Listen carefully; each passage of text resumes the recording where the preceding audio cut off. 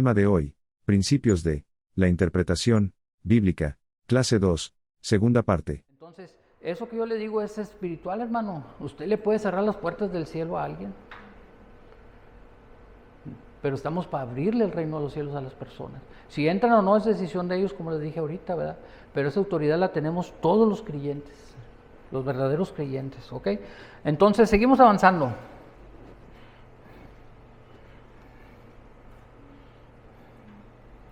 Las siguientes son las figuras de dicción, ¿ok? Las figuras de dicción son figuras retóricas en las que se alteran las composiciones de las palabras, frases o discursos con el fin de dar mayor énfasis a lo que se quiere decir. Se consideran figuras de dicción la hipérbole y el pleonasmo. ¿Sabe lo que es un pleonasmo, verdad? ¿Cuántos han oído? Oye, ¿dónde está fulano tal? Se salió para afuera. Pues no se puede salir para adentro. O se metió para adentro, o se subió para arriba, o se bajó para abajo. Eso es un pleonasmo. Suena de gracia, ¿verdad? Pero mire, la Biblia utiliza esos pleonasmos. Mire, en Génesis 40:23, cuando José estaba en la cárcel, ¿se acuerda? Dice, y el jefe de los coperos no se acordó de José, sino que le olvidó. Es un pleonasmo, hermanos. Está implícito desde la primera frase que no se acordó, pues quiere decir que se le olvidó, ¿verdad? No hay necesidad. Lo que quiere hacer el escritor es reforzar la idea de que el copero no tenía memoria de José. Esa es la idea, reforzar o recalcar lo que se quiere expresar aquí en la Biblia. Yo ahorita les dije algunas cosas que pues dan risa, ¿verdad? Pero en la escritura es la idea de reforzar el mensaje o lo que se quiere enseñar. Mira, vamos a ver otro ejemplo que está ahí. Dice, ninguna cosa leudada comeréis en todas vuestras habitaciones, comeréis pan sin levadura. Bueno, si ya está diciendo que ninguna cosa leudada, es decir, nada que tenga levadura se debe comer, pues ya esto estaría de más, pero lo que está hablando aquí, en la Biblia, hermanos, la levadura tiene relación directa con el pecado. ¿Sabía usted eso? Directo, como la enfermedad esa que da en la piel, hombre, se me fue el nombre. La lepra. La lepra tiene directa relación espiritual con el pecado, la levadura también la tiene. Entonces, en este contexto que se está dando aquí era para la preparación de las fiestas y siempre se debe comer sin levadura. Entonces, el escritor quería remarcar que quedara claro eso, por eso usan los pleonasmos, repetir la misma orden o la idea dos veces, ¿ok? Vamos a ver lo que sigue, parece que es la hipérbole. Sí, la hipérbole. Dice, la hipérbole o exageración es la figura retórica que consiste en aumentar o disminuir de forma exagerada lo que se dice con el fin de recalcar la importancia de la idea que se está compartiendo en ese momento. ¿Cuántos han dicho? Ya te he dicho como 1,000,000 de veces y no entiendes. Es una hipérbole, ¿sí? Está exagerando, que ya le ha dicho a lo mejor unas 2, 3, 4 veces, pero como ya no lo quiere estar escuchando, y yo, oye, ya te dije como 1,000,000 de veces que nombre, ¿no entiendes o qué?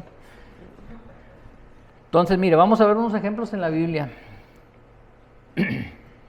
Y hay también otras muchas cosas que hizo Jesús, las cuales si se escribieren una por una, pienso que ni aún en el mundo cabrían los libros que se habían de escribir. Esto dijo el apóstol Juan en Juan 21:25.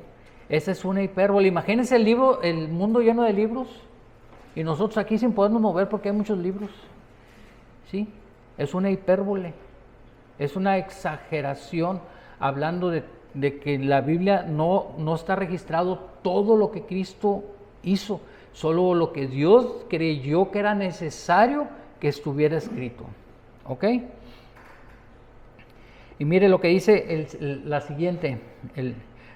Me ha consumido a fuerza de gemir. Todas las noches inundo de llanto mi lecho, riego mi cama con mis lágrimas. Imagínense el cuarto del salmista ahí inundado y él nadando entre sus lágrimas. ¿Verdad que no? Está usando una hipérbole para hablar de esa aflicción tan grande que lo tiene sumido, ¿verdad? En ese sentimiento de lloro, de desesperación, ¿ok? Mire la siguiente, el 3. Dice, oh, si mi cabeza se hiciese aguas y mis ojos fuentes de lágrimas, para que llore día y noche los muertos de la hija de mi pueblo. Es una exageración. Imagínense que le brotara agua de la cabeza y así como salen las caricaturas que lloran y salen los chorrotes de agua, ¿verdad? Bueno, esa es una hipérbole. Aquí lo que quiere enfatizar el salmista es ese duelo tan grande que siente por los muertos del pueblo de Israel, ¿ok? Es un sentimiento tan profundo que usa ese lenguaje. Mire, si usted se da cuenta, hermanos, hay mucho lenguaje poético dentro de la Escritura. Por eso le digo que cualquiera que diga que la Biblia es para ignorantes, no, hombre, ni idea tiene lo que están diciendo, ni idea tienen, ¿ok? Entonces, hasta ahí está bien, ¿verdad? Entonces es importante entender eso, hermanos, para cuando usted lea la Escritura, saber qué es lo que está leyendo, ¿ok? Vamos a ver las figuras de relación. Se les llaman figuras de relación a los tropos, es decir, frases o expresiones que se utilizan en oraciones con el objetivo de relacionarlas con el significado que se anda buscando usar. Son figuras de relación la sinécdoque y la metonimia. Vamos a verlas. Okay. La sinécdoque. La sinécdoque es el sentido figurado. Es la figura retórica que utilizan una parte de algo para referirse a un todo. Usted utiliza una parte de algo para referirse a un todo. Ahorita le voy a explicar. Vamos a ver algunos ejemplos. Miren, ahí tiene algunos, pero le voy a dar unos ejemplos que usted utiliza y no sabe la expresión. ¿Cuántos han oído esto? No, hombre, fíjese que se murió el marido de fulanita de tal y se quedó con 4 bocas para alimentar. ¿A qué se refiere cuando... ¿Ha oído esa frase, verdad? ¿A qué se refiere con 4 bocas para alimentar? Usted está usando una parte de un todo. Se quedó con 4 niños para mantener. Eso es una sinécdoque que usted usa una parte para referirse a un todo. Si yo le digo, no, hombre, fíjese que mi papá tenía 500 cabezas de ganado. ¿A poco? ¿Y el cuerpo dónde lo tenía? ¿Nomás tenía las puras cabezas? No, estoy usando la parte para referirme a todo el animal. Eso es una sinécdoque. ¿Ok? Y lo usamos, ¿verdad que lo usamos? Y no sabemos. Bueno, la Biblia usa mucho ese lenguaje. Miren, Mateo 6:11, el pan nuestro de cada día, dánoslo hoy. ¿De qué está hablando? El sustento, hermanos, el sustento. Y no significa que me venga a caer aquí, Señor, ábreme puertas donde yo pueda trabajar, donde yo pueda ser bendecido, donde yo pueda dar. Eso, el pan nuestro de cada día. Entonces, hacemos referencia a una parte para referirnos a un todo. Y miró Dios la tierra y he aquí que estaba corrompida, porque toda carne había corrompido su camino sobre la tierra. ¿De qué está hablando ahí? La palabra carne. ¿Dónde está? Está hablando de la raza humana. ¿De qué se compone su cuerpo? De carne. Pero aquí la palabra carne tiene un sentido en el que se refiere, esta palabra se refiere a toda la raza humana. Toda carne se había corrompido, la gente se había desviado, estaba corrompida y Dios iba a tener necesidad de traer el juicio sobre la tierra. ¿Ok? Entonces se hace referencia a una sola cosa que tiene relación directa con lo que se quiere decir. ¿Ok? Hasta ahí estamos bien, ¿verdad? Es importante entenderlo porque cuando usted se encuentre con textos como esto, imagínese a todos los seres humanos podridos caminando, pues no, ¿verdad que no? No lo puedo tomar literal, tengo que buscar el sentido que el sentido real que el escritor quiere compartir, ¿ok?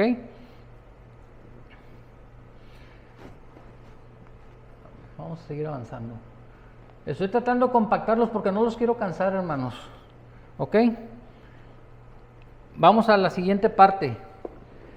La metonimia. La metonimia es un tropo, consiste en sustituir la palabra principal por otra que esté estrechamente vinculada a ella. Quizás usted conoce bien los sinónimos, palabras que significan lo mismo. Asimismo, quizás ya sabe que las palabras antónimas son palabras que tienen significados opuestos. Metonimia son las palabras que se pueden intercambiar. Una palabra puede representar a otra. Ahorita vamos a ver unos ejemplos. ¿Cuántos, lo que es una antítesis, saben lo que es la antítesis?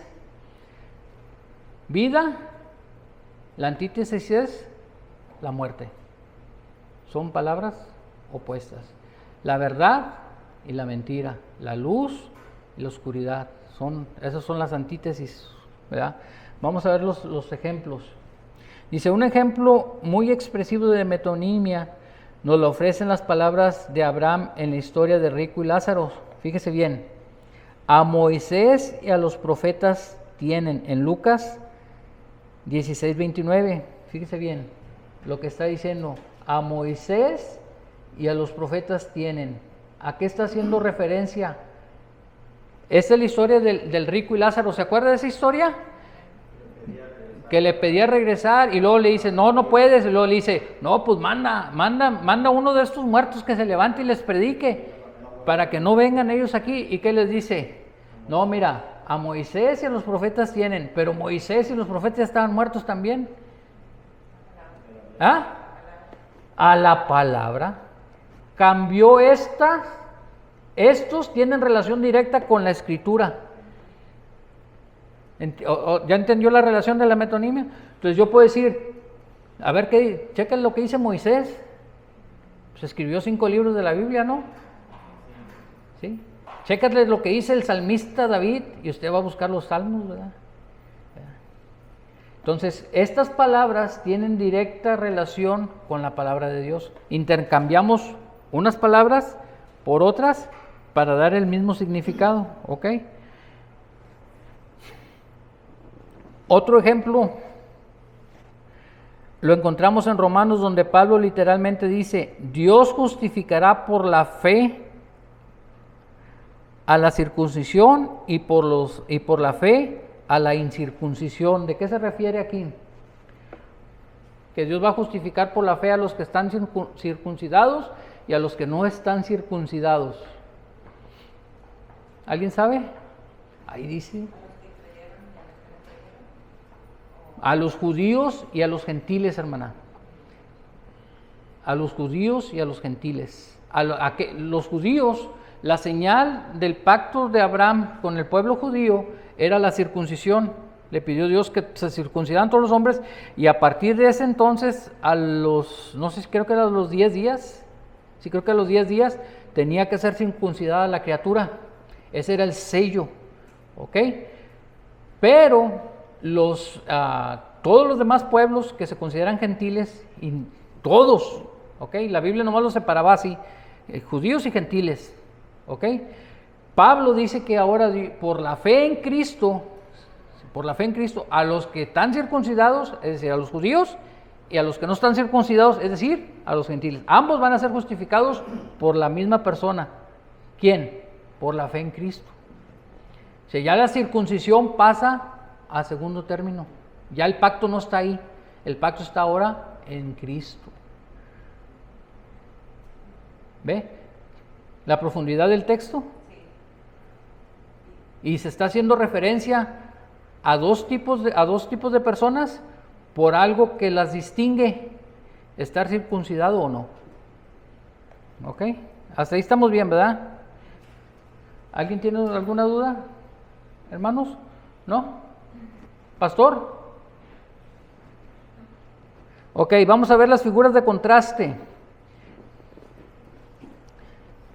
Las figuras de contraste, como la misma palabra indica, consiste en crear contraste entre dos figuras, poniendo de relevancia los rasgos y las características del segundo a través del primero, debido a que aparentemente lo contradicen. Se consideran figuras de contraste la ironía, la paradoja, la entonación y el eufemismo.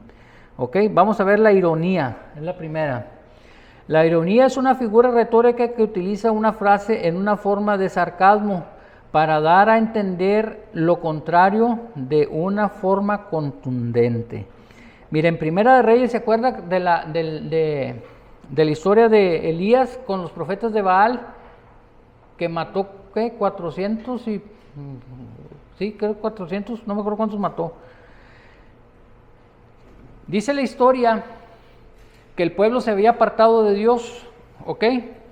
Entonces, Elías pensaba que pues ya se había quedado solo y que nomás él quedaba, y Dios le dice, no, cálmate, si tengo un remanente ahí, todavía no te creas la última Coca-Cola en el desierto, no tengo un remanente de profetas fieles que no se han arrodillado, están firmes igual que tú. Pero el ministerio era de él, el ministerio era de Elías. Entonces Elías dice, yo lo mando y que hace un reto, y reta a los profetas de Baal. ¿Se acuerda que ponen 2 altares? Él levanta el altar a Dios, ellos levantan el altar y matan un animal y todo, y le dice, el Dios que mande fuego del cielo y queme el sacrificio, ese vamos a adorar. Y empiécenle ustedes, y dice que empezaron y se cortaban y hicieron, y desde la mañana hasta en la tarde, y es donde se da este contexto. Mire lo que dice: aconteció que al mediodía que Elías se burlaba de ellos diciéndole, gritad en alta voz, porque Dios es, con D chiquita, quizás esté meditando, o tiene algún trabajo, o va de camino, o tal vez duerme, y hay que despertarles. Estaba burlando irónicamente de ellos, sabiendo él que no iba a haber respuesta. ¿Okay?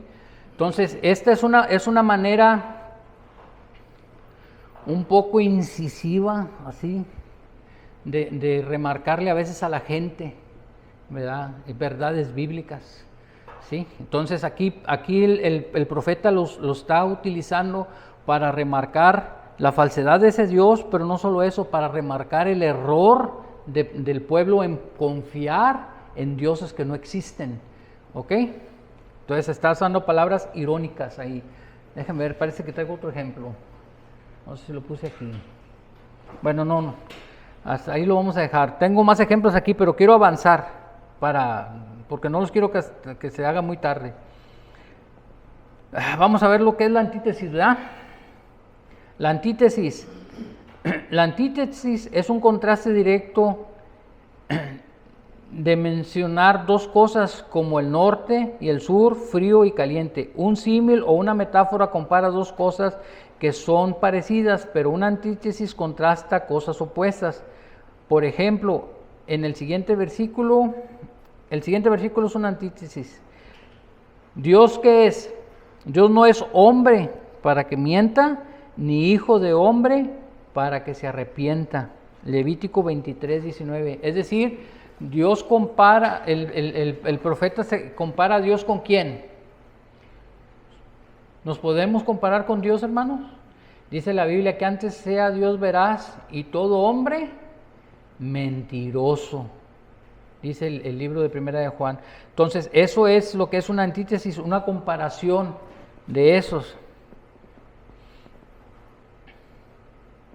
Mira, aquí está otro, con referencia a lo que veíamos hace ratito acerca de los falsos maestros. Dice, muchas veces Jesús contrastó dos cosas para aclarar una enseñanza. Mire lo que dice aquí. Entonces habló Jesús a la gente y a sus discípulos diciendo, en la cátedra de Moisés se sientan los escribas y los fariseos. Así que todo lo que os digan que guardéis, guardarlo y hacerlo, mas no hagáis conforme a sus obras, porque dicen y no hacen. O sea que enseñaban cosas que eran correctas, y Cristo le dice, mire, se apoyan en la palabra y dicen y enseñan, pero sus vidas no reflejan su enseñanza. Entonces, hagan lo que les dicen que hacen, que deben hacer, pero no hagan como hacen ellos. Hay una antítesis ahí, ¿verdad que sí? Hay una comparación entre el dicho. ¿Cuántos han oído esa palabra? No, pues es que del dicho al hecho hay mucho trecho, ¿verdad que sí? Era lo que prácticamente en términos más coloquiales es lo que le está diciendo Jesús. No, pues sí, ahí está bien lo que está diciendo, está correcto, no se está equivocando, pero míralo cómo vive, o sea, haz lo que dice, pero no lo que hace, ¿verdad? Había una frase en una maquiladora cuando yo trabajaba allá en México que decía, di lo que haces y ahora haz lo que dices. Tenía que haber una congruencia y así debemos de ser nosotros, ser congruentes entre lo que decimos y lo que hacemos, entre lo que enseñamos y lo que practicamos. Debe haber una congruencia, ¿ok? La siguiente es una paradoja, ¿ok? La paradoja es una figura retórica que a través del empleo de expresiones que envuelven una contradicción aparente quieren enseñar lo opuesto.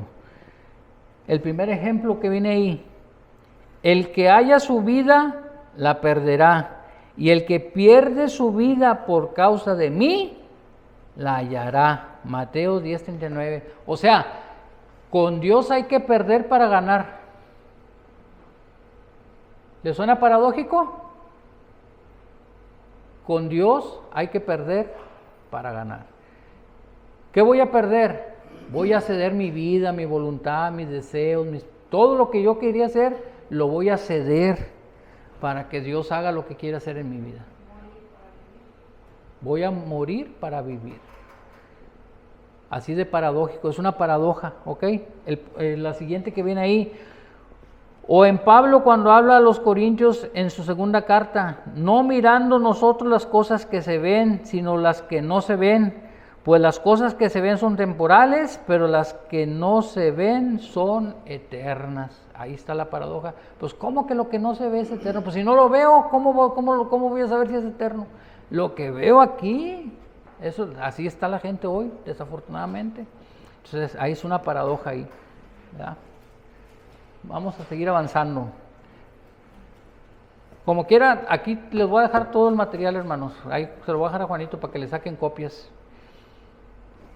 El eufemismo, de esto ya hablamos la primera clase. El eufemismo es un modo de sugerir con disimulo y decoro ideas cuya expresión franca y literaria resulta demasiado dura o malsonante. Es decir, cambiar palabras que significan casi lo mismo por otras que suenan muy fuertes, ¿verdad?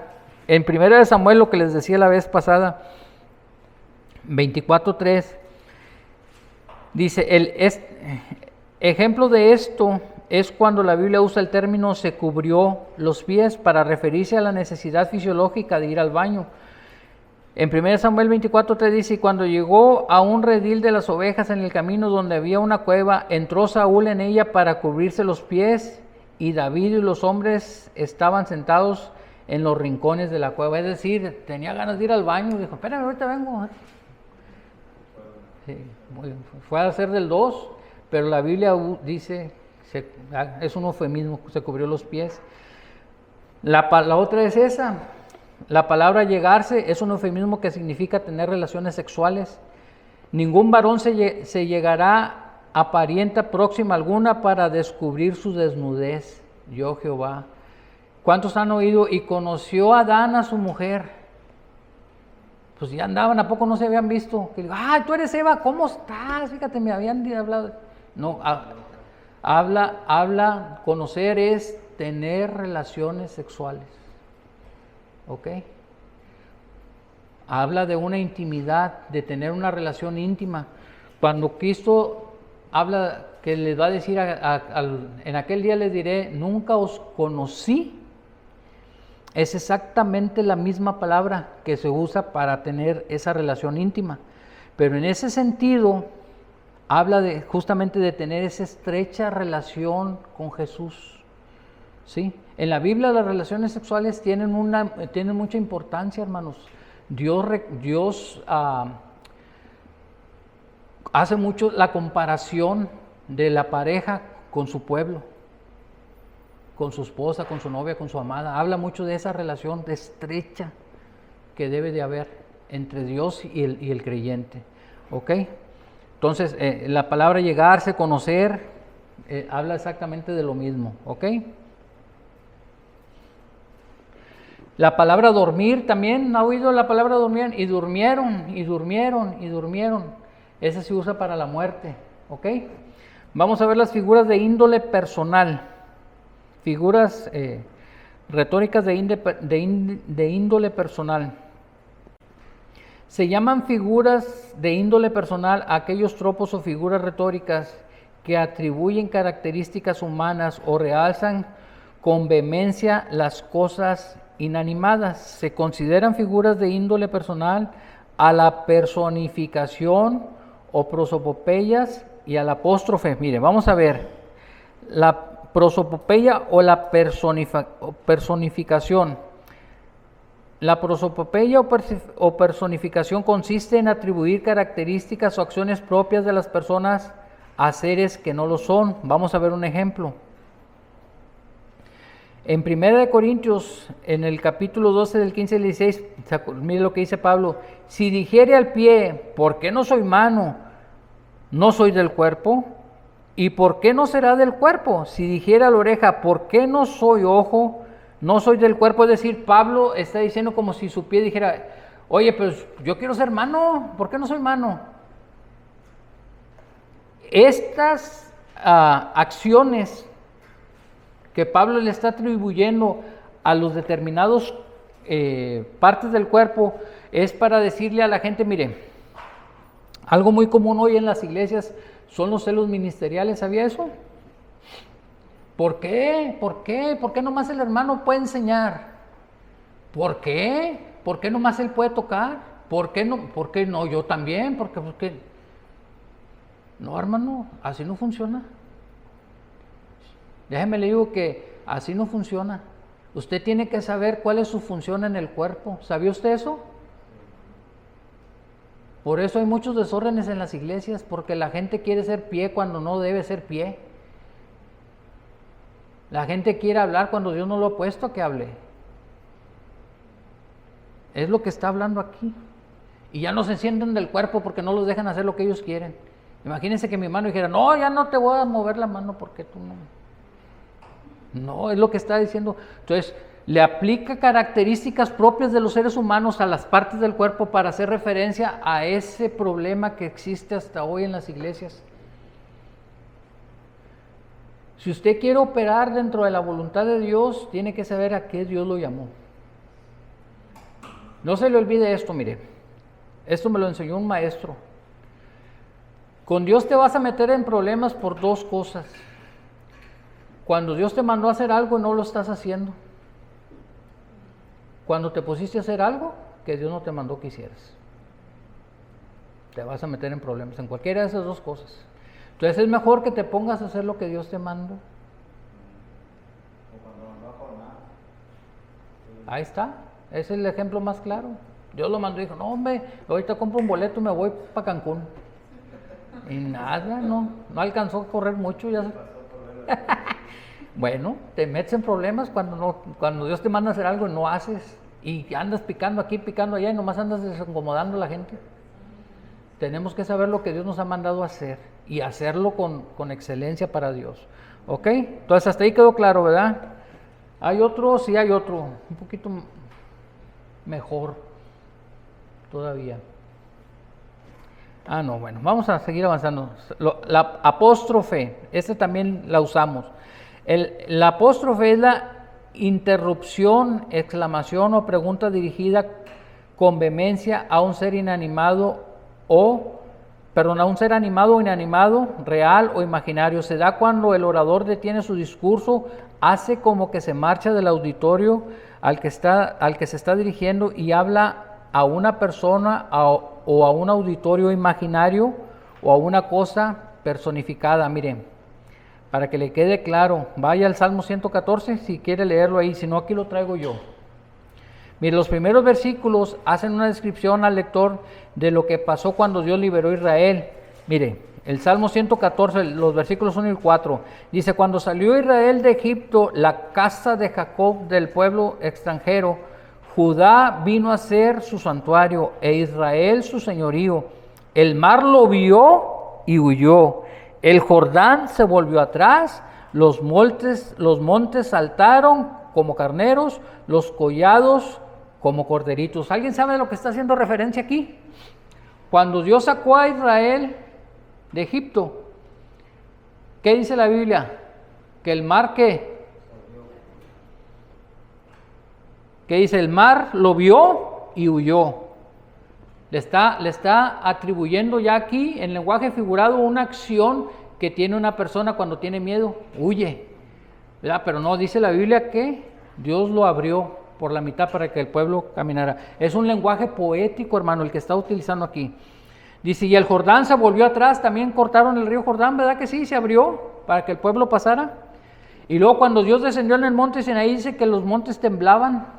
Y aquí hace unas comparaciones. Los montes saltaron como corderitos y los collados como carneros. ¿Ok?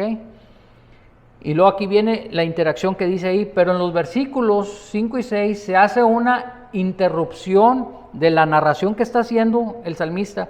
Interrumpe esa narración y se deja de hablar al auditorio para dirigirse de manera imaginaria al mar y a los collados. Mire lo que le pregunta el salmista. ¿Qué tuviste, oh mar, que huiste? Y tú, oh Jordán, que te volviste atrás. Oh montes, ¿por qué saltasteis como corderitos y vosotros collados como corderitos? Eso es un apóstrofe, hermanos. Es decir, hace esa interrupción y se dirige como si estuviera hablándole a personas. ¿Ok? Entonces la Biblia usa mucho ese tipo de lenguaje. ¿Ok? Porque hay gente que luego lo quiere tomar literal, ¿sí? Y no es así. Tenemos que entender eso. ¿Hasta ahí le quedó claro? Amén. Luego vamos al siguiente punto. Luego del apóstrofe se vuelve a dirigir al auditorio original. A la presencia de Jehová tiembla la tierra. A la presencia de Dios de Jacob, el cual cambió la peña en estanque de aguas y en fuente de aguas la roca. Cuando golpearon la peña, ¿se acuerda? Que Dios se enojó como Moisés porque le pegó 2 veces. La peña representaba a Cristo y el golpe representaba el sacrificio de Jesús. No había más nomás tenía que golpearlo una sola vez, pero él lo golpeó 2 veces. Y ese segundo golpe le costó a Moisés que no entrara a la tierra prometida. ¿Sabía usted eso? Ok, seguimos avanzando.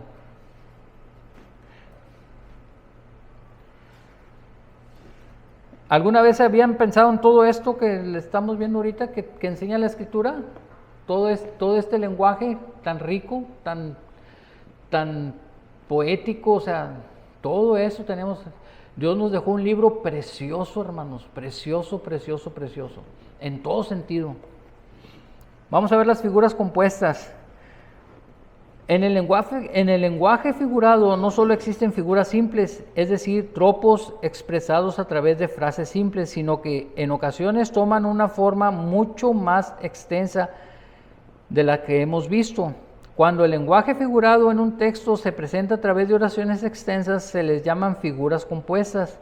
Y en estas categorías entran las parábolas, las alegorías, las fábulas y los enigmas. Yo nomás traigo, la enigma no la traigo, nomás traigo la parábola. Mire, vamos a ver lo que es la parábola. La parábola es una narración breve y simbólica de la que se extrae una enseñanza moral.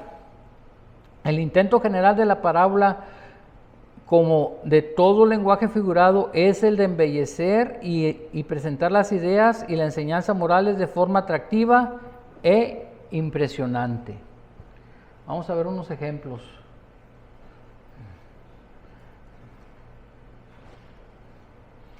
Podemos ver que la mayoría de las parábolas que Jesús enseñó está presente la conjunción semejante para enlazar el punto de comparación. Por ejemplo, lo vemos en la parábola del trigo y la cizaña. El reino de los cielos es semejante a un hombre que sembró buena semilla. Es decir, Cristo empieza la parábola haciendo la comparación del reino de Dios, ¿sí?, con un hombre. para empezar a decir la parábola. Y viene la cita, Mateo 13:24. En la parábola de la semilla de mostaza, el reino de los cielos es semejante a un grano de mostaza que un hombre tomó y la sembró en el campo. Es decir, que esa pequeña semilla va a rendir mucho fruto, ¿verdad? Es una de las semillas más pequeñas que hay, pero es de las que más fruto da cuando el árbol crece. La parábola de la red, asimismo, el reino de los cielos es semejante a una red que es echada al mar, que recoge toda clase de peces. Eso es una parábola, así es como se manejan las parábolas, ¿ok? Dice, por tanto, para entender las parábolas es importante identificar los personajes, los puntos de comparación y la lección principal. ¿Qué quiso decir el Señor? ¿O qué se quiso decir? Entender el mensaje, sacar el mensaje real para no andar diciendo cosas que no están ahí en la Escritura. ¿Ok? Hay algo que vamos a ver ahorita, que es la alegoría. Mire, hermanos, desafortunadamente ahorita dentro de los métodos de interpretación bíblica está el método alegórico. ¿Ok? Generalmente muchos usan ese método y alegorizan la Biblia, no la toman literal. Y luego de ahí parten para ir haciendo, qué es esto, qué es lo otro, que si es una parábola, no hace nada de eso. Y eso, hermanos, alegorizar la Biblia es el peor método de interpretación, porque la Biblia va a decir lo que a usted se le ocurra. ¿Oyó lo que le dije? Y no debe ser así, tenemos que ir por todo esto que le estoy pasando, ¿ok? Para ver lo que es la lección principal y las lecciones secundarias que se desean compartir. Así, por ejemplo, la parábola del sembrador nos enseña a cómo entrar en el reino de Dios, la del trigo y la cizaña nos enseña acerca del juicio venidero, la de la semilla de mostaza acerca del crecimiento del reino de Dios, la del tesoro escondido y de la perla de gran precio nos enseña acerca del valor del reino de Dios. O sea, tenemos que identificar qué es la lección principal y la lección secundaria que podemos sacar de ahí. ¿Ok? Ya voy a acabar, hermanos. No quise hacer alto pero ya voy a acabar. La alegoría. La alegoría es una asociación de metáforas generalmente combinadas en forma de narración, cuyo significado literal se prescinde. Su característica principal es la pluralidad de puntos de ampliación. A diferencia de la metáfora simple, que el punto de comparación y aplicación es solamente uno, como en el caso que diferencia un símil de una metáfora en una parábola que usa la palabra como o semejante igual, pero la alegoría no se usa. Por ende, una metáfora compara dos cosas sin usar el como, ni semejante, ni el igual. Mira, vamos a ver una alegoría. Una alegoría es una metáfora extendida. Así como un símil se puede extender para hacer una parábola, una metáfora se puede extender para hacer una alegoría. Una de las alegorías más famosas las encontramos en el Evangelio de San Juan. Yo soy la vid verdadera y mi Padre es el labrador. Todo pámparo que en mí no lleva fruto lo quitará, y todo aquel que lleve fruto lo limpiará para que lleve más fruto. Es una alegoría, hermanos. Hace una serie de comparaciones. Yo soy la vid verdadera, mi Padre es el labrador, está haciendo la historia, y todo pámpano que no lleva fruto, el pámpano son las ramas, hermano. ¿Sí? El pámpano son las ramas. ¿Sí? Todo pámpano que no lleva fruto lo quitará, y todo aquel que lleva fruto lo limpiará. Y aquí, nomás de estos dos versículos, puede sacar muchas enseñanzas, hermano. Muchas enseñanzas. Si usted empieza a llevar fruto, Dios lo va a limpiar. ¿Y cómo se limpia? Podando.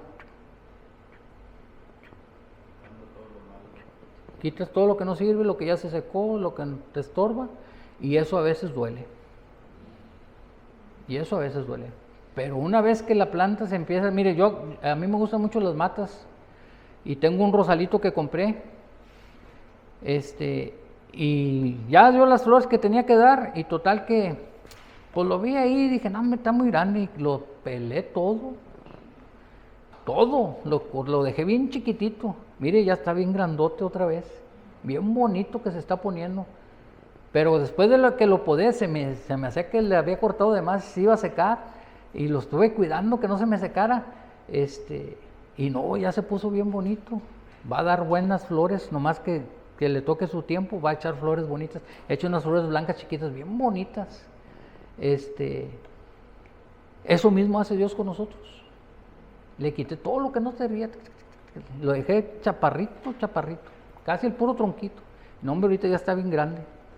Lo mismo hace Dios con nosotros, con usted y conmigo. Y eso duele, lastima. Y, ay, Señor, ¿por qué? ¿Por qué? Pues espérate, te estoy limpiando porque quiero que des fruto. Ahorita das al 30, quiero que des al 60. Y luego quiero que des al 100 por uno. Eso es lo que pasa. Entonces, esa es una metáfora. Es una alegoría. Empiezas a hablar, empieza Jesús a hablar para dar otra enseñanza. Otro ejemplo de alegoría la encontramos en Efesios cuando nos hablan de la armadura del cristiano. Estad pues firmes, ceñidos vuestros lomos con la verdad y vestidos con la coraza de justicia y el calzado de los pies con el apresto del evangelio de la paz. Empieza a hablar alegóricamente el apóstol Pablo y hace una comparación de la armadura que debemos vestir nosotros los cristianos, ¿ok?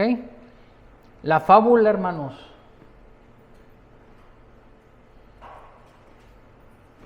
La fábula. La fábula es una composición literaria en la que por medio de una ficción se da una enseñanza moral. En ella intervienen seres inanimados o seres vivos irracionales que actúan y hablan como si fueran personas. En el Antiguo Testamento podemos encontrar fábulas. Por ejemplo, tenemos la fábula de Jonatán que se dirigió a Abimelech y a sus seguidores. Fueron a ver los árboles a elegir rey sobre sí y dijeron al olivo, reina sobre nosotros, mas el olivo respondió, he de dejar mi aceite con el cual en mí se honra a Dios y a los hombres para ir a ser grande sobre los árboles. Es una fábula, ¿sí? Tiene una enseñanza, ¿ok? La fábula de David y Natán. ¿Se acuerda cuando el profeta Natán fue a enfrentar a David? Que le dijo que Jehová envió a Natán a David y viniendo él le dijo, había dos hombres en la ciudad, uno rico y el otro pobre. El rico tenía numerosas ovejas y vacas, ¿se acuerda? Para decirle que había pecado con Betsabé y él tenía muchas mujeres, él tenía un harem y fue a agarrar la única mujer que tenía uno de sus generales y luego la embarazó y luego lo mató y luego no hallaba qué hacer con el muerto y luego tampoco con la mujer y luego se le complicó todo el asunto ahí. Bueno, pues por andar de ojo al aire, ¿verdad? Pero el profeta usa esa fábula para confrontar el pecado, ¿ok?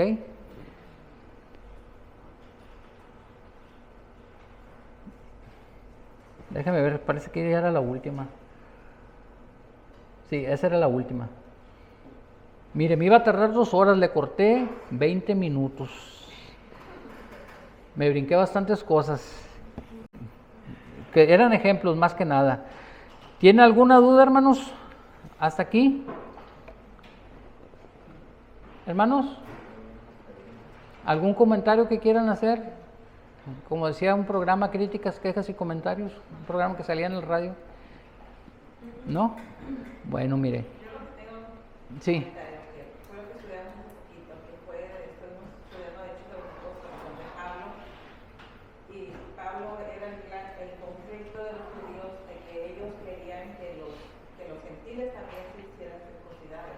Literalmente ellos querían que se hiciera circuncisión. Ahora, yo cuando estudiaba eso, yo decía, bueno, y entonces, si están circuncidados o no, ¿cómo se dan cuenta ellos que están circuncidados?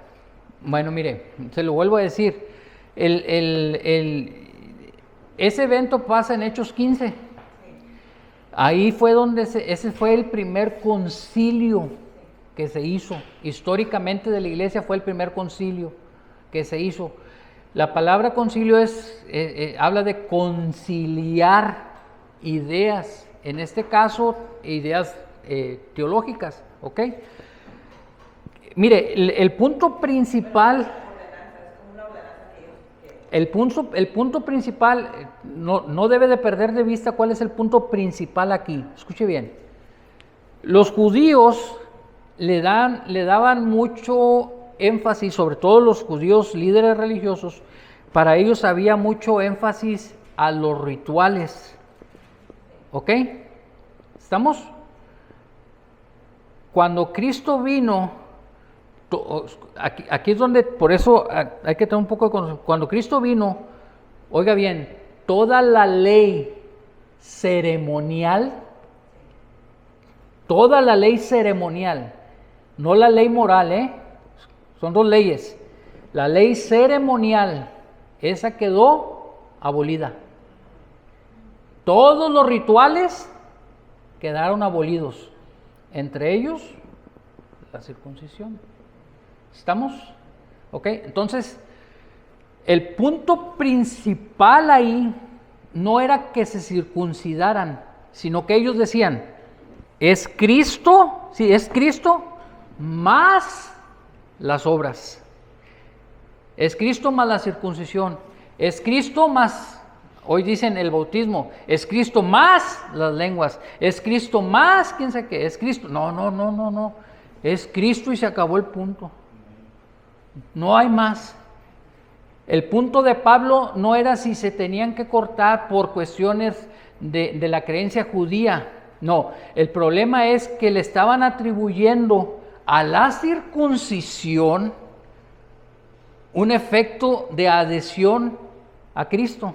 ¿Me estoy explicando? Es decir, pues si eres cristiano, pero no lo quiero decir así, pero lo voy a tener que decir. Es como los católicos. Si es Dios más San Juditas, es Dios más la penca de nopal, y es Dios más que te tienes que ir de rodillas hasta la Virgen de no sé qué, y te tienes que ir a hacer y 40 días, y que esto y que lo otro. ¿Sí me explico? Es Dios más lo que yo puedo hacer. No, es Jesús y se acabó. La fe. El punto principal de Pablo era, ya no se requiere. Antes, cuando se convertían de ser gentiles, cualquier religión pagana que practicaran, al judaísmo, les pedían que se circuncidaran. ¿Ok? El pueblo judío técnicamente era el único que se circuncidaba, hermana. Era prácticamente el único. Había otros pueblos que lo practicaban, pero no con esa sello ceremonial que tienen los judíos. Entonces, cuando los judíos llegan al Evangelio, les cuesta trabajo separarse de años y años y años de enseñanzas rituales. ¿Sí? Los niños judíos para los 12 años ya saben bastante Biblia. Lo que ellos tienen de Biblia, que es el Antiguo Testamento, ya se saben de memoria libros enteros de la Biblia. Son enseñados desde niños. ¿Sí? Nosotros con trabajo no sabemos Juan 3:16. Entonces, el punto principal ahí, hermana, es agregarle obras a la obra de salvación que ya hizo Jesús. Cuando Cristo dijo en la cruz del Calvario, consumado es, ya no hay nada que hacer. Lo que se tenía que hacer, ya se hizo. Ya pagué, ya se cumplió toda la profecía que había sobre mí, ya está. Hasta este punto ya está todo hecho. Entonces, el punto principal ahí, hermano, ellos intuían por cuestión cultural que si no era judío no estaba circuncidado. Porque ellos, por cuestión religiosa mandada por Dios, a los 10 días tienen que circuncidar a los niños, a todos los niños. ¿Ve? Entonces, el punto principal ahí no era si se circuncidaban o no. El punto principal era que le atribuían poderes de salvación a la circuncisión. Y así hay muchos dicen que si no hablas lenguas no eres salvos, que si no te bautizas no eres salvo. Yo he oído a algunos que dicen que si no diezmas no eres salvo, porque le estás robando a Dios. No, pues si por eso fuera, imagínense. Y no le estoy diciendo que no diezme, pero no tiene poder. Dios hace su trato con cada quien con respecto a eso. ¿Me explico? Pero no tiene ningún poder. Es solamente la fe en Jesús lo que te va a llevar al cielo. Cuando estaban los ladrones ahí, Uno se burló y el otro le dijo, Señor, acuérdate de mí cuando estés en tu reino. Y Jesús le dijo, cuando te bautices, te espero ahí arriba. ¿No le dijo así? ¿Qué le dijo? Hoy mismo estarás conmigo en el paraíso.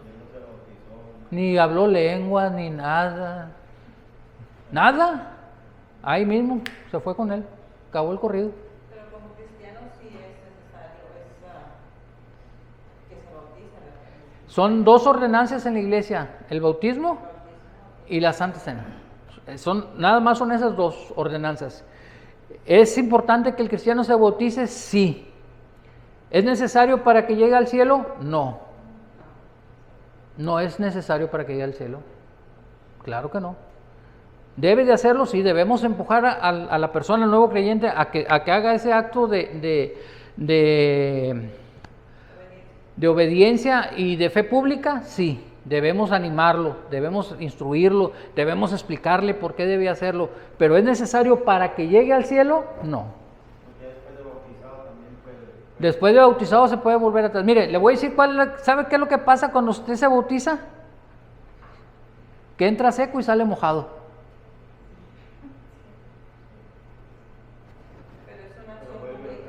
Pero nada más.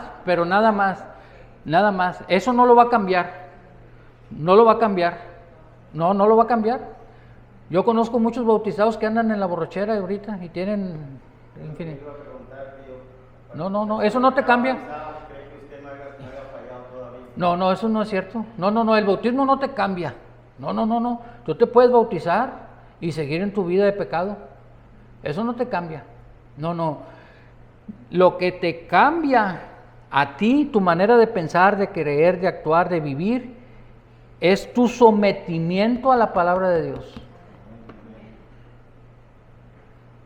Es quitar mis ideas y dejar las ideas de Dios que fluyan. Eso es lo que te cambia. El bautismo no tiene ninguna acción espiritual sobre nadie, hermana. Una persona que viene y se bautiza, ya no es cristiano porque se bautice. Es cristiano porque se arrepintió, nació de nuevo, fue lavado con la sangre de Cristo y ahora por el poder del Espíritu Santo ha sido integrado al cuerpo de Cristo. Ya nació de nuevo. ¿Sí? Puede estar en el lecho de muerte, usted va y le predica y la persona se arrepiente y de ahí de la cama se va al cielo. Puede estar arriba predicando y del púlpito se puede ir al infierno. Pues Juan el Bautista les decía que se bautizaran pero con agua, pero Dios lo bautizó con el Espíritu Santo. ¿Qué le dijo Juan el Bautista a los fariseos cuando estaban arrimando para bautizarse? Oh, generación de víboras, ¿quién los enseñó a huir de la ira venidera? Ya no se predica, sino hombre, se van la gente de la iglesia si les predica. Se van los hermanos, ya no vuelven. Bajándote de ahí te apedrean por... Es por ejemplo un difunto que ya muere, que recibe un plan de salvación, si era bien malo o X, lo que sea. No importa. En ese mismo rato, según ya hizo un plan de salvación, ya se fue al cielo. Si se arrepiente de corazón, sí. Si se arrepiente de corazón, sí. Y acá dicen todos los que van a la iglesia, y si no vas a la iglesia te vas a ir al infierno, que tienes que ser cristiano 100%, que no sé qué. Digo, ¿y cómo un muerto de la noche a la mañana recibe un cielo? No, si se arrepiente en el lecho de muerte, se va. Si se arrepiente. Muchas personas en su lecho de muerte tampoco se arrepienten. No, por eso le digo. O sea, yo le puedo dar casos en mi familia Pues de uno eso. puede decir fue al cielo, pero no sabe si él y Dios... Mire, ese asunto queda ya entre Dios y la persona, ¿verdad? Nosotros como creyentes o como ministros es ir y hablarle y decirle, mire, a mí me han pedido que vaya a orar por gente que cuando ya los van a operar y cosas así, que son cosas difíciles. Y mire, le digo por si un día me invitan a que ore por usted, ¿verdad? Que vaya al hospital. Yo siempre le digo, bro, ponte a cuentas, porque no sabes si te vas a levantar de ahí. Un amigo me habló, su esposa, que fuera a orar por él, y que quién sé qué, ya habían ido mucha gente. Y yo le dije, bro, te van a abrir como res en canal. Porque era una operación de corazón. Te van a quebrar las costillas, te van a sacar el corazón, te van a destapar todo lo que estás ahí. Y luego te lo van a volver a poner. Muchos no la libran. Yo estamos pidiéndole a Dios que tú te levantes de la cama, pero ponte a cuentas con Dios. Y aquí está tu mujer, y una vez ponte a cuenta con ella. No, brother, que no, póngase a cuenta. Claro que sí, tiene que ponerse a cuentas. Ahora que me operaron, Señor, si me levanto de aquí, qué bueno, y si no, pues allá nos vemos. Ahí te encargo mi familia, mi esposa, mis hijos. Y si ya es tu voluntad que hasta aquí llegue, pues adelante, o sea. Yo me entregué. Claro que sí, yo no tengo un problema con eso. Yo no soy triunfalista en mi fe, no, yo soy realista en mi fe. Yo sé que Dios puede decir, no, ya hasta aquí, ya, que se venga para acá. Sí, Señor, ahí te encargo a mis hijos, mi familia, mi nieto que viene en camino, y por favor, si, ya, yo sé que los voy a volver a ver después de la resurrección, eso yo lo creo, y si me vas a levantar de aquí, pues levántame para que pueda seguir haciendo lo que ando haciendo. Dame esa fuerza. ¿Puede un cristiano tomar la Santa Cena si no se ha bautizado? Mira, generalmente se hace una cosa con la otra. Yo creo que sí, pero la liturgia lo marca que no. Te piden que seas bautizado porque haces eso, al tú bautizarte haces una declaración pública de fe, que tú dices, mira, ahora yo era borracho, parrandero y jugador, y ahora ya no soy cristiano, entonces ya puedo entrar en plena comunión con la iglesia y participas de esa ordenanza, porque ya se supone que estás en plena comunión con el cuerpo de Cristo, que nunca, no es que no lo estés, porque cuando te arrepientes eres integrado al cuerpo de Cristo, pero de ahí viene la madurez espiritual. La gente batalla, aún después de bautizado puede fallar, se puede equivocar, puede volver a las borracheras y luego regresar a la iglesia, o sea, le pueden venir pruebas y dificultades y el hermano no está suficientemente firme y vacila en su fe y como que sí, como que no, y que da tumbos y que no, así, pero a final de cuentas la persona puede ser salva y está luchando en su interior con sus ideas, con sus arranques, con sus vicios, con todo eso, con esa inercia que trae la gente de pecado. ¿Sí? Está luchando, hermanos, está luchando. Y la función de ustedes de la iglesia es apoyar a esas personas para que se afirmen el hermano. Llamarle la atención, sí, pero con amor. ¿Sí? Pablo dijo que la autoridad que tenía sobre la iglesia no era para destrucción, sino para edificación. Tenía autoridad para edificar, llamar con autoridad y decir, véngase para acá y siéntese porque usted anda mal. Aquí lo vamos a tratar y luego ya cuando se restaure, órale, sígale. Pablo antes los mataba, los mataba a los cristianos. ¿Cómo? Él los perseguía a los cristianos. Pablo perseguía a los cristianos, sí. Y se convirtió y escribió más del 60% de lo que tenemos de Biblia hoy. Ese hombre, ese solo hombre, era el instrumento que Dios tenía destinado. Entonces, el bautismo no tiene ninguna poder espiritual sobre nadie, hermanos, ninguno. Y tampoco que hable muchas lenguas, Yo hablo lenguas, yo creo en el don de lenguas, pero eso tampoco tiene... Yo conozco mucha gente que habla muchas lenguas y viven en la borrachera, ¿sí? No, cuando Pablo dice que no nos embriaguemos con vino en Efesios, creo que es en Efesios, sino ser llenos, ¿ok? Del Espíritu Santo. Fíjese bien, la palabra que se tradujo por llenos ahí, en el griego original, significa ser dominado por. ¿Oyó lo que le dije? Mire, para que le cobre sentido.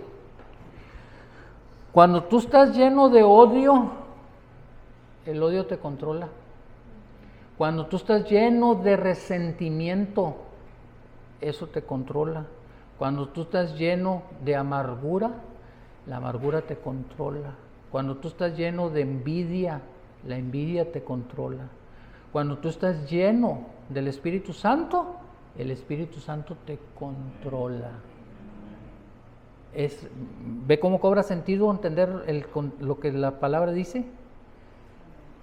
Cuando Pablo habla, dice, ¿tú estás lleno del Espíritu Santo? Que se vea. No en las lenguas, cómo te controla tu vida. Eso es lo que yo quería preguntar, pastor. Cuando No soy pastor, no profetice. Cuando una persona viene de afuera que igual como dicen, ¿verdad? En la iglesia vienen son unos y afuera son otros. Ajá. A lo que yo me quiero referir es porque pues ya ven que cuando ya salen al mundo que están afuera, andan con su vida de mal humor y amargados y luego vienen a la iglesia. Aquí en la iglesia vienen pues a hacer tantos como dice, como otra forma, ¿verdad?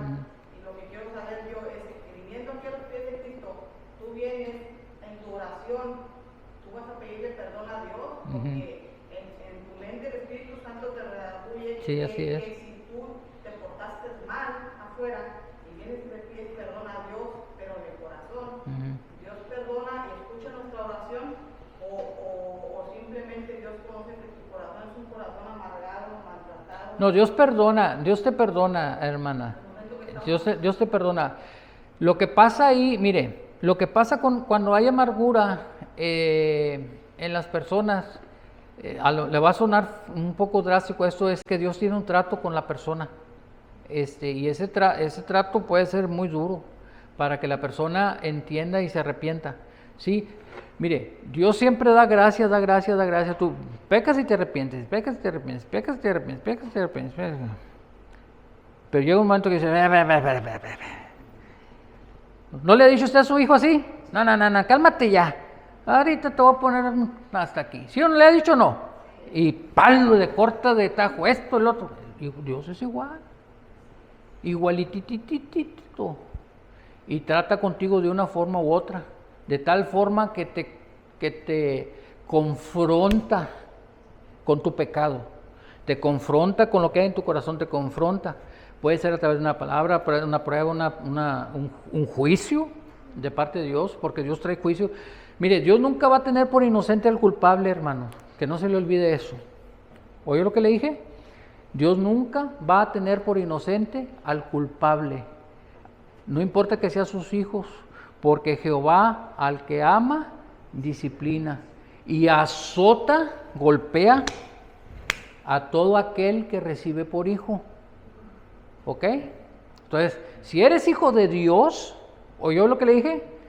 Tarde o temprano Dios te va a traer a cuentas. ¿Sí? Porque el mismo libro de Hebreos dice, pero si se os deja sin disciplina, entonces sois bastardos y no hijos. Y tú los ves en la iglesia y dices, oye, pues anda como le da su gana y no le pasa nada al hermano, pues no va a ser hijo de Dios. Porque Dios al que ama, lo va a azotar porque sí o sí. Y es que a veces dice uno, ¿por qué no les pasa nada? Yo tengo eso bien consciente de que... Bueno, ahí está la respuesta. El diablo ya los tiene controlados.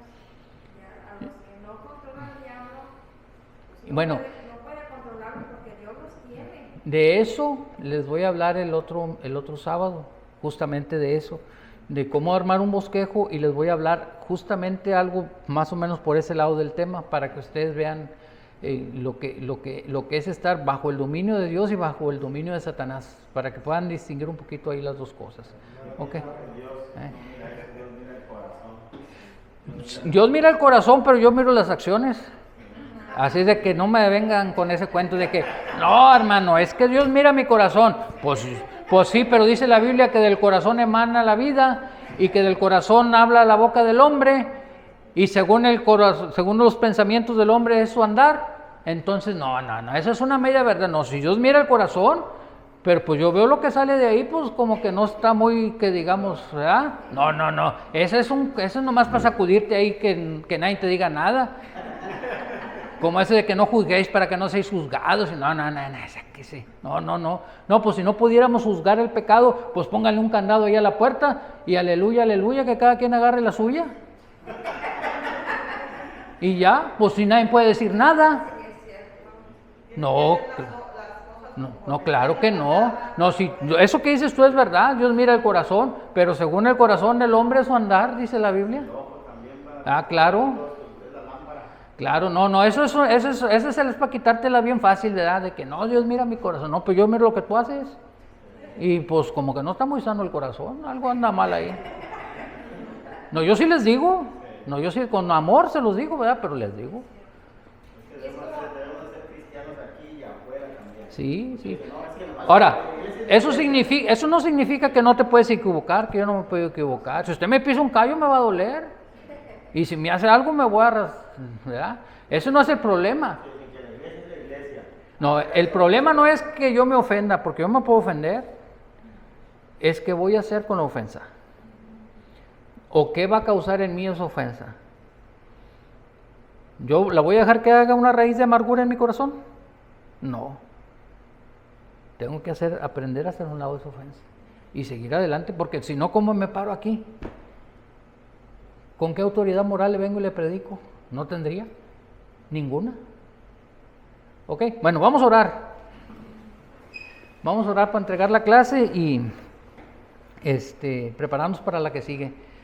Señor, te damos gracias por la bendición de tu palabra. Gracias, Señor, porque nos permites esta tarde estar aquí. Gracias, Dios, porque tú has hablado a tu iglesia, Señor. Gracias por la vida de mis hermanos que están aquí presentes. Gracias, Señor, por el interés que ellos tienen, Dios, de conocerte más, de crecer en el conocimiento tuyo, Padre, de entender mejor tu palabra, pero sobre todo, Señor, de querer servirte, Señor, y poder ser de bendición para el cuerpo de Cristo. Señor, en esta mañana yo los bendigo a cada uno de ellos. Te pido, Señor, que sigas poniendo esa hambre, Señor, de conocerte para que ellos puedan crecer en el conocimiento tuyo.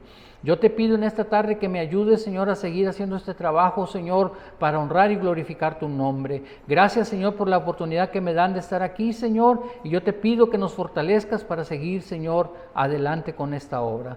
Gracias por lo que has hecho, en el nombre de Cristo Jesús. Amén. Dios les bendiga, hermanos. Gracias por su tiempo.